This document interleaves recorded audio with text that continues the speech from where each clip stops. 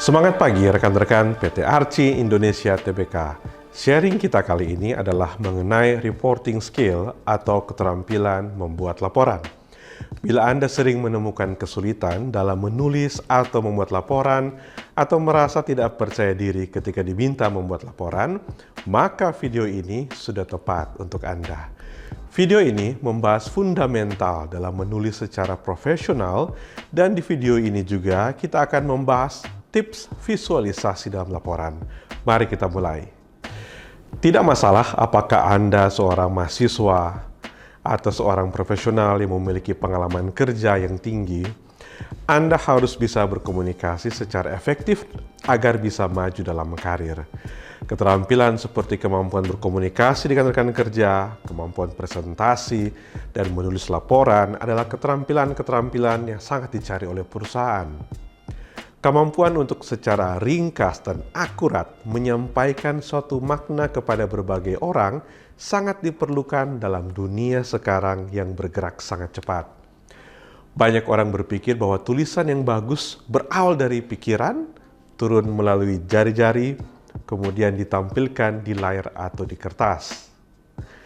Kunci dalam membuat tulisan atau laporan yang baik adalah dengan melihat bahwa ini adalah suatu proses dan bukan dihasilkan dalam satu kali percobaan.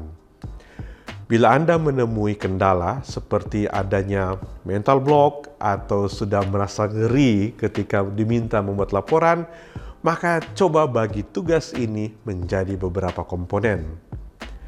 Tugas atau aktivitas dalam membuat laporan dapat dibagi menjadi 3, disingkat dengan AW.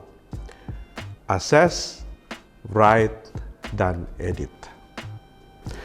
Tahap atau bagian pertama adalah assess atau menilai. Sebelum Anda memegang alat tulis atau keyboard untuk mengetik, maka mulai dengan melakukan assessment atau penilaian tentang kepada siapa Anda akan menulis atau siapa audiens Anda. Memahami audiens atau pembaca dalam hal ini adalah sangat penting untuk mendapatkan hasil yang terbaik. Penulis harus secara jelas memahami siapa end user laporan ini, karena gaya pemilihan bahasa dan gaya penulisan sangat bergantung kepada siapa yang akan membaca laporan kita. Tahap kedua adalah write atau tulis. Tujuan dari membuat draft adalah mentransfer informasi yang sudah Anda dapatkan ke suatu halaman. Untuk dokumen yang pendek seperti email rutin, maka Anda dapat membuat terlebih dahulu secara offline. Tugas Anda dalam tahapan ini adalah menempatkan informasi ke kertas atau layar yang akan direvisi nanti. Jangan habiskan banyak waktu untuk merevisi satu kata atau kalimat dalam proses draft ini. Karena kata atau kalimat itu bisa dihilangkan dalam revisi akhir nanti. Bila Anda tidak bisa menemukan kata yang tepat, maka kosongkan saja dahulu karena Anda bisa kembali lagi untuk itu. Bila Anda menggunakan informasi yang diambil dari sumber lain, maka cantumkan nama orang atau organisasi tersebut untuk menghindari plagiarisme. Kalau draft sudah selesai, maka berikan sedikit waktu agar Anda bisa kembali lagi untuk mengedit secara objektif. Tahap ketiga adalah edit atau penyuntingan. Editing adalah proses bertahap dan diawali dengan melihat efektivitas dari satu tulisan. Ketika kita membaca draft kita, coba kembali analisa ke siapa audiens kita dan apa tujuan kita.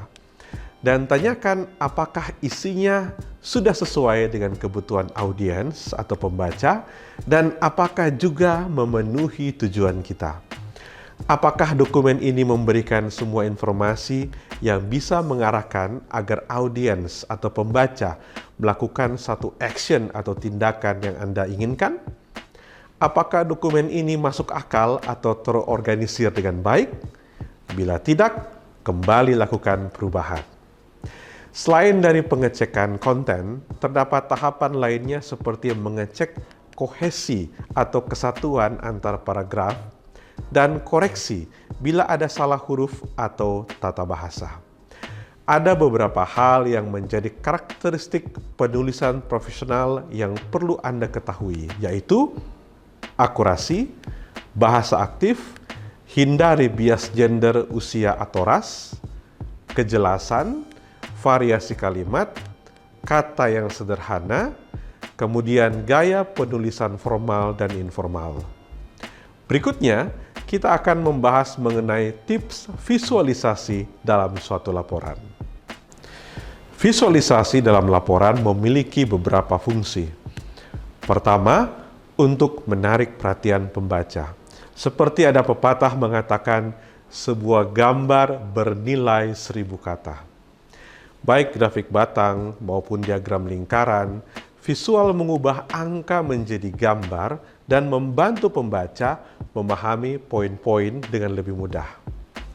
Kedua, visualisasi membantu menguraikan teks dan membuat laporan yang panjang menjadi lebih mudah dibaca dan menarik. Visualisasi paling tepat digunakan ketika kita ingin menyoroti poin penting dan memilih visual yang tepat untuk mengkomunikasikan ide atau fakta sangat penting untuk menyampaikan makna atau informasi. Tabel berikut merangkum penggunaan visual yang paling umum digunakan. Mari kita bahas dengan singkat beberapa alat untuk visualisasi laporan. Pertama, tabel. Fungsi tabel adalah untuk menampilkan informasi dalam baris atau kolom dan dapat terdiri dari teks atau angka. Tabel numerik digunakan untuk menampilkan data dalam jumlah besar dan mudah dibuat lewat spreadsheet. Letakkan tabel utama dengan informasi penting di dalam tubuh suatu narasi. Kemudian Anda bisa letakkan tabel penunjang lainnya di dalam lampiran. Sebagai contoh, Anda dapat menampilkan tabel jumlah kontrak karya dan luas wilayah tambang pada setiap provinsi dalam satu narasi. Tapi Anda dapat melampirkan tabel detail per kontrak karya per provinsi pada lampirannya. Ketika membuat tabel, aturlah data secara logis, beri judul baris dan kolom dengan jelas, dan gunakan spasi, gradasi warna, atau garis untuk membedakan baris dan kolom. Ada beberapa kesalahan yang sering muncul dalam membuat tabel. Pertama, detail yang berlebihan. Memasukkan terlalu banyak detail akan membingungkan pembaca. Tabel harus jelas dan ringkas. Kedua, kurang atau tidak jelasnya label atau keterangan. Judul dan label harus jelas dan deskriptif untuk menghindari kebingungan. Ketiga, format yang tidak konsisten. Tidak konsisten dalam pemilihan font atau warna dapat mengurangi keterbacaan dan daya tarik visual. Kedua, diagram batang atau bar chart.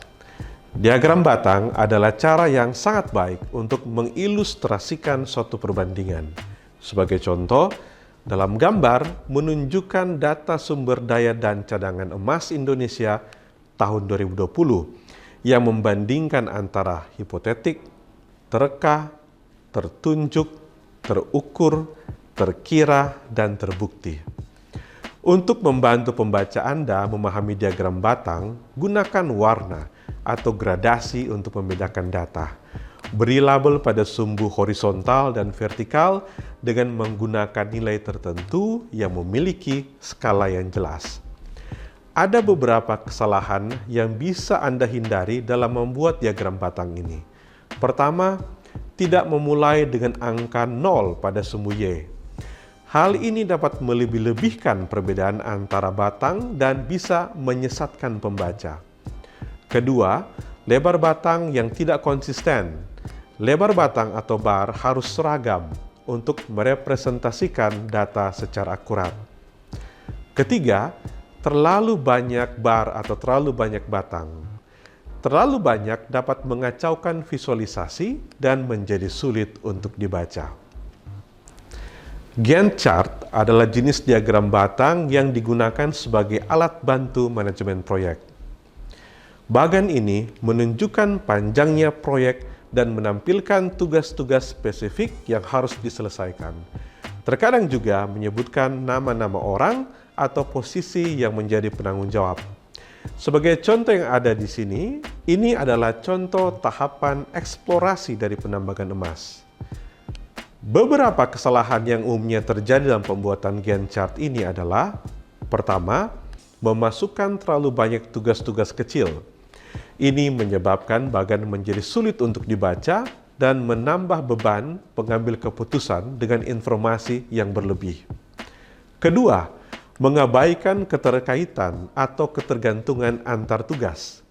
Ini dapat mengaburkan urutan aktivitas sehingga dapat menyebabkan kesalahan manajemen dalam urutan dan waktu tugas.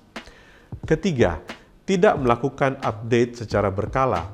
Bagan yang sudah ketinggalan atau tidak update dapat menyesatkan pengambil keputusan atau para pemangku kepentingan tentang status proyek yang terkini. Diagram garis atau line chart. Line chart adalah cara yang efektif untuk menunjukkan perubahan atau tren dari waktu ke waktu. Grafik ini dapat terdiri dari satu atau beberapa garis untuk menunjukkan beberapa elemen data. Gambar di samping menunjukkan perbandingan sumber daya dan total cadangan emas Indonesia dari tahun 2015 sampai dengan tahun 2020. Perhatikan bagaimana sumbu horizontal menunjukkan waktu dan sumbu vertikal menunjukkan nilai. Beberapa kesalahan yang harus dihindari adalah: pertama, terlalu banyak garis. Memasukkan terlalu banyak garis dapat membuat grafik sulit untuk diikuti. Kedua, interval waktu yang tidak konsisten. Menggunakan interval waktu yang tidak teratur dapat menyesatkan pembaca mengenai satu tren. Ketiga, tidak adanya penekanan yang memadai atas suatu poin data utama. Poin data yang penting harus ditekankan agar pesan utama dapat tersampaikan dengan jelas. Peta. Peta adalah cara yang berguna untuk menunjukkan data geografis dengan kumpulan data lainnya. Sebagai contoh, sebuah peta dapat ditunjukkan untuk menunjukkan sebaran izin minerba aktif dan luas daerah tambang untuk komoditas emas. Label peta harus menjelaskan tujuannya, dan keterangan peta harus menjelaskan fitur-fitur peta. Kita bisa menghindari kesalahan dalam membuat peta, seperti menampilkan data yang tidak perlu diilustrasikan. Contoh, menampilkan nama jalan di peta yang menampilkan IUP atau KK daerah tambang. Bagan organisasi. Bagan organisasi menunjukkan hierarki dalam sebuah kelompok atau organisasi. Bagan ini mudah dibuat di sebagian besar software dan tinggal menyertakan kotak-kotak dengan teks. Bagan ini dibuat dengan menggunakan struktur dari atas ke bawah. Kotak terbesar di bagian atas mewakili tingkat otoritas tertinggi. Kotak yang lebih kecil dapat digunakan untuk menunjukkan urutan otoritas yang lebih rendah. Tingkat yang setara ditempatkan secara horizontal. Beberapa kesalahan yang bisa muncul adalah: pertama, tidak melakukan pembaruan secara teratur. Bagan organisasi yang sudah tidak update akan membingungkan pemangku kepentingan dan karyawan tentang struktur organisasi saat ini. Kedua, kurang jelasnya role atau peran. Ini dapat menyebabkan kebingungan mengenai tanggung jawab dan ruang lingkup setiap posisi. Ketiga, level atau tingkatan yang tidak konsisten. Menempatkan peran pada tingkatan yang tidak konsisten akan memunculkan kebingungan kepada pembaca. Diagram lingkaran atau pie chart menunjukkan data yang kalau ditambahkan akan menjadi 100% dalam irisan di dalam lingkaran.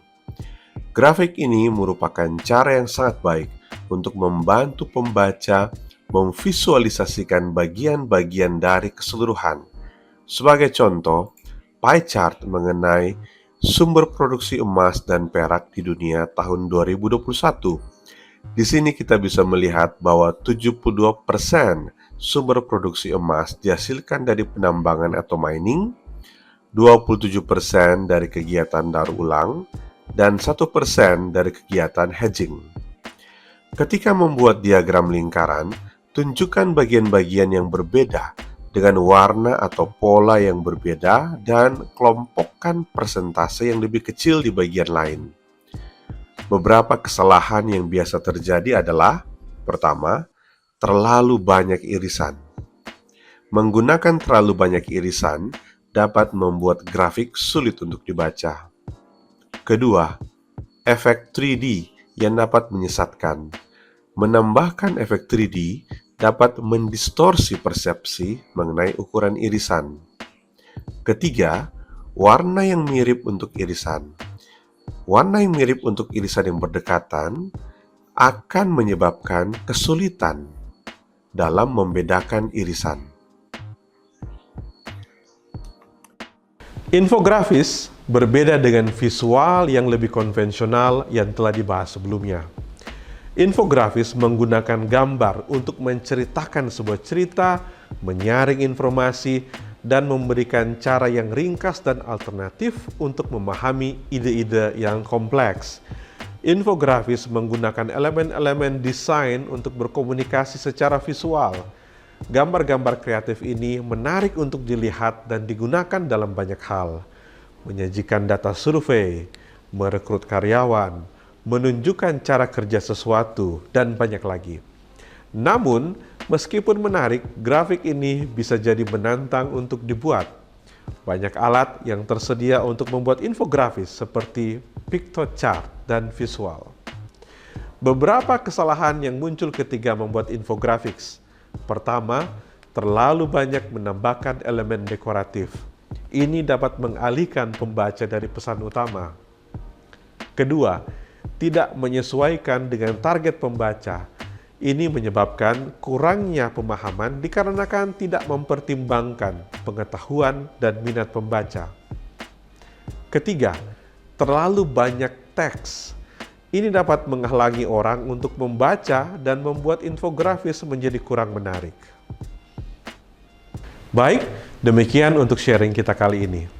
Bila Anda tertarik untuk mendengar lebih banyak lagi tentang reporting skill ini, silakan untuk menginformasikan kepada kami agar Anda mendapat akses e-learning kursus ini ataupun bila Anda mau kita lakukan secara offline. Video ini dibuat oleh Human Capital Learning and Development dan special thanks untuk tim multimedia. Semangat pagi!